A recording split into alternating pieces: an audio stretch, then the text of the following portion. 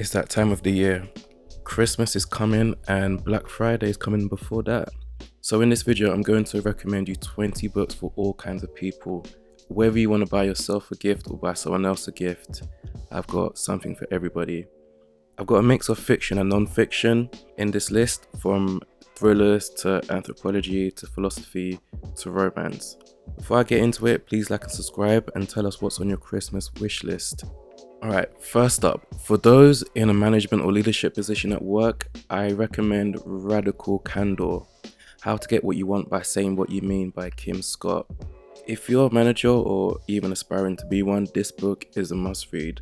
Scott breaks down the importance of giving direct, honest feedback while caring personally about the people you lead. It's packed with actionable advice on how to be a better boss without losing your humanity. Perfect for anyone looking to refine their leadership skills. Now, don't get it twisted, this is a self-help book and I'm starting off with that, okay? Here's what it is. And with self-help books, this follows the same pattern of it obviously states the obvious, yeah? I suggest taking notes and applying this. It may just help, and I believe this book is a good one to start off with. Moving on, for the fiction lovers, here you are. I've got a crazy page turner that caused real life controversy and that you may have heard about. And it's an unknown book called The Da Vinci Code by Dan Brown. This may be one of those books that you've heard of but still haven't got around to picking up yet. And if you're one of those people, you need to pick this up. It's a gripping, fast-paced mystery thriller filled with historical intrigue and religious conspiracies that shook the world when it first came out. People usually stop reading for fun at specific points in their life. Maybe once school's over with, maybe once university starts. I was one of those people, and it was during university for me. But I read this during uni, and my God, no pun intended, this book became one of my favorites ever. Crazy page turner, you will not be disappointed. Number 3, if you're interested about getting a philosophical explanation on the culture wars and more, I recommend Explaining Postmodernism, Skepticism and Socialism from Rousseau to Foucault by Stephen R.C. Hicks. I love this book.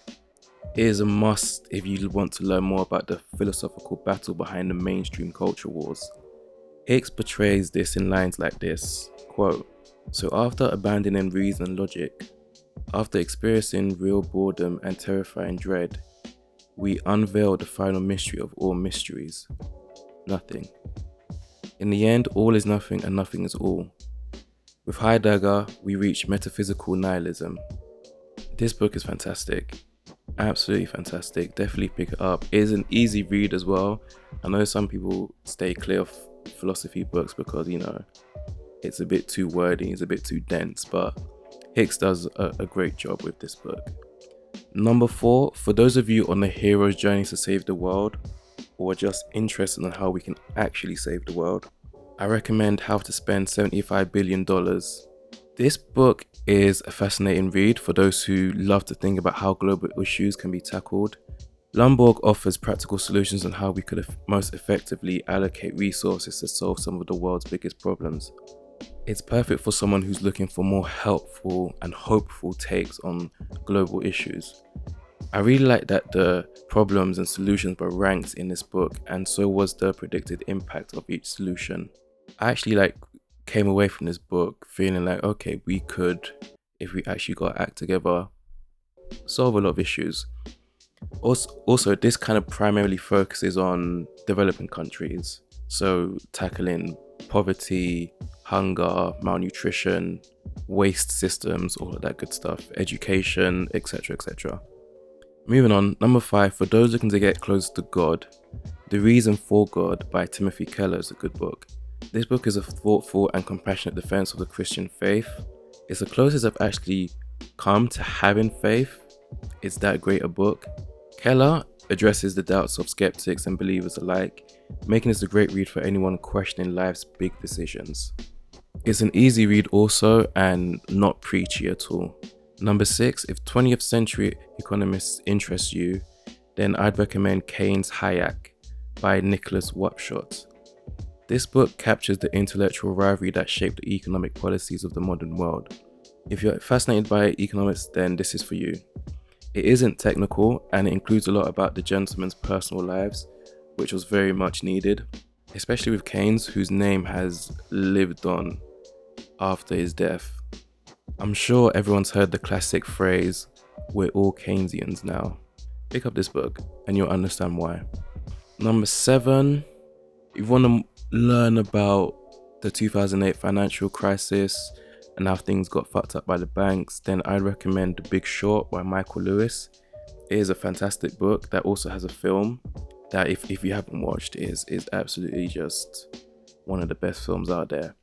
This book is a thrilling expose of the financial collapse of 2008, perfect for those who want to understand what went wrong on Wall Street and why it could happen again.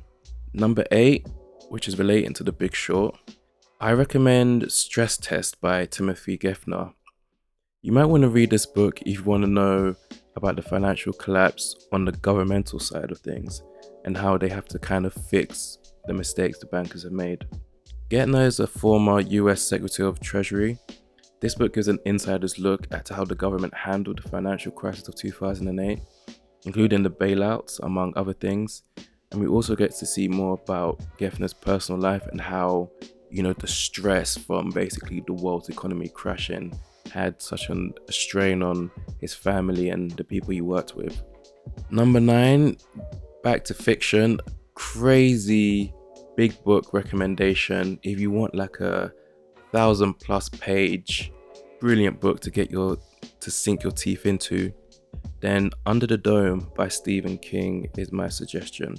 This is a creative dystopian book with very light sci-fi elements, which, if I'm being honest, weren't needed. But this is a great book with, at times, very disturbing scenes, and it touches on some dark themes. If you haven't heard of Under the Dome, the basic premise is elite. There's a small town in America and a mystical dome covers it one day.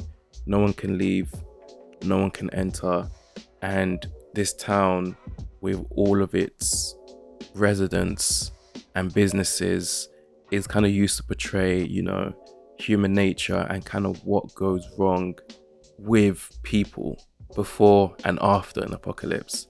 A lot of the shady dealings and the drug addiction and just the intersection with religion and everything, all of it, there's a lot that is touched upon in this book. Really, really good book if you want really something big to read. And especially if you've got, a couple of days, those days in between Christmas and New Year's where everyone's kind of just in a weird state. This will be a good book for that.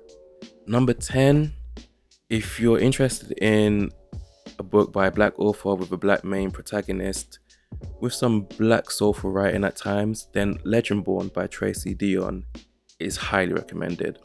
This is book 1 in the Legendborn cycle series. I believe it's a trilogy and the 3rd book should be coming out next year. It is fantastic. It is very unique on how it plays on fantasy tropes. There's themes of love and grief and racism. It is set in the South, I think North Carolina, South Carolina. Very, very good book. Very, very good book. Number 11, looking behind the curtain of UK law, I recommend The Secret Barrister, Stories of the Law and How It's Broken. This does what it says on the tin. We learn about the realities of UK law and the system. One part of the book that made me chuckle was when the author was describing what a jury in Wales told the accused as they found them guilty of a crime. Quote, "Well, we've had to think about it, and we reckon you probably did it." You did, didn't you? Go on. No? Well, we think you did. This sounds like something that would definitely happen in the UK, and even just that sentence structure is just so very British. I can just picture it in my head clearly. So yeah, anyway, the fuckery of the legal system is incentive enough to stay far away from it. Brilliant book. This is a very popular book. Very, very popular. I remember when it came out and my God, very popular book.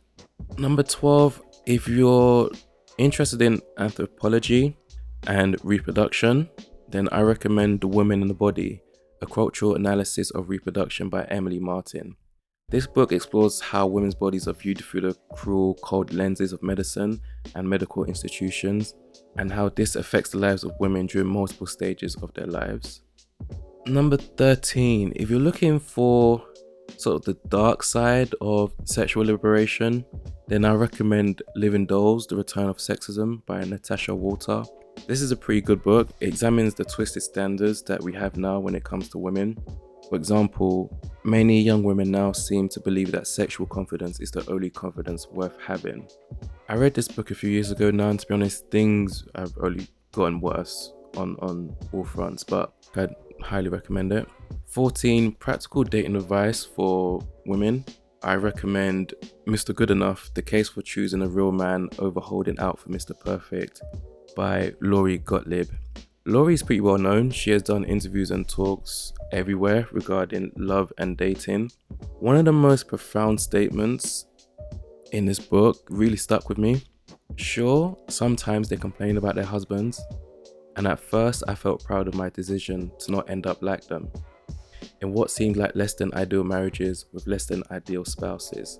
But it didn't take long before I realized that none of them would trade places with me for a second. In fact, despite their complaints, they actually were really happy, and in many cases, happier than they'd ever been. This quote stuck with me because I don't think I've ever seen a grown woman like Laurie express this before and admit to this side of, female nature in regards to men and dating and marriage and feminism and all that good stuff. So again, very good book. 15, for those who want to read about class snobbery and the general ins and outs of British society, then I'd recommend Chavs, The Demonisation of the Working Class by Owen Jones. This is a sharp critique of class prejudice in the UK. Chavs explores how the working class has been demonized in recent decades. This is a must-read for anyone interested in class politics and British society. Of course, our good old friend Margaret Thatcher makes numerous appearances in this book. Before Thatcher came to power, the average rent of a council tenant was £6.20 a week. A decade later, it was nearly 4 times higher. Spending on housing dropped by a stunning 60% under Thatcher. This is a must-read for sure. Number 16, I've got a very light YA science fiction book that was adapted into a very good TV show, and this would make an excellent gift for any young adult, adolescents that you may have, and that is The 100 by Kass Morgan. Chances are you're familiar with the TV series adaptation, which ventures from the book quite a bit, but the basic premise is the same.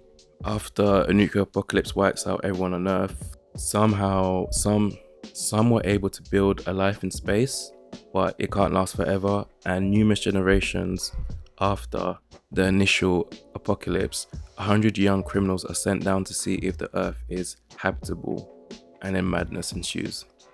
Number 17, for anyone looking for the next big YA series, post Harry Potter, post Twilight, post Hunger Games, Maze Runner, Divergent, I have the perfect book, and that is Scythe by Neal Shusterman. This is book 1 in the Arc of a Scythe series. There is a 4th book of short stories that's also very good. This sci-fi fantasy blend is one of my favorite book series ever. Set in a world where death has been conquered and an omnipresent AI called the Thunderhead runs the world. The Thunderhead runs everything except the issue of population control. That job falls to Scythes. Scythes are humans who are selected to essentially kill people to keep the population numbers in check and manageable. In the first book, 2 unwilling teenagers must learn the art and discipline of killing, and only one gets to survive, but there are much bigger issues within the Scythedom. One of the things I love about this book is that we get an entry from famous Scythes between each chapter, and they write down how it feels to be doing such a job. Quote, "We are instructed to write down not just our deeds but our feelings, because it must be known that we do have feelings, remorse, regret, sorrow too great to bear. Because if we didn't feel those things, what monsters would we be?" Pick up this book. Just pick it up. Number 18, if you want a good old-fashioned storytelling book, a beautiful revenge story, I recommend Not a Penny More, Not a Penny Less by Jeffrey Archer. This is about a group of men who are scammed and they devise a way to get their money back. The crew are quite a brilliant bunch, although flawed. It's clear in this book that the wrong men had been scammed by this crooked businessman. One of the crew, the Frenchman, was described in this way. He was capable of being pernickety and demanding, with a wit that was often as cruel as it was amusing, which may have been one of the reasons why he had not married. This is a pretty decent book. Very light read as well, it's under 300 pages. Number 19, my romance recommendation, I have Love in Other Words by duo Christina Lauren. This delicately written book is a precious one. It's about childhood sweethearts, tragedy, and possibly a second chance. There is the reveal that puts off a lot of people in this book. A lot of people don't rate the reveal, but this is an astonishing book. Absolutely beautiful book. Last but not least, number 20. For those that are deep in their Freudian and Marxist bag, White Hero Black Beast by Paul Hodge is an option for you. I found the book mid, but then again, I'm not obsessed with Freud like that. But this book goes into racism, classism, a bit of feminism, and other things, and a lot into sexuality also, and masculinity. I liked this particular quote from the book. Quite often, even by staunch feminists, the male is still evaluated as either fatal or feeble, a fascinating beast or a dreadful bore. As long as given off the proper bestial signals has sexual value, most men can hardly be expected to act otherwise. Wise words. Decent book. Again, another short book, is about 200 pages or so. If you're looking for more book recommendations, book reviews, book talks, I have a whole playlist for that you can check out here. You are guaranteed to find something that you like, and therefore please like and subscribe also, it really helps. Thank you all for listening and watching. Goodbye.